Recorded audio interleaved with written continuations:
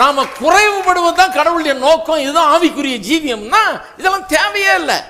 ஏன் ஆசீர்வாதத்தை குறித்து நான் பிரசங்கம் பண்றேன்? ஏன்னா அது கர்த்தரிடத்திலிருந்து வருகிற ஒரு நல்ல காரியம். இன்றைக்கு கஷ்டப்பட்டு படாத பாடுபட்டு கொண்டிருக்கிற மக்கள் இதை கேட்க வேண்டும், ஆசீர்வாதத்துக்குள் பிரவேசிக்க வேண்டும். இருக்கீங்களா?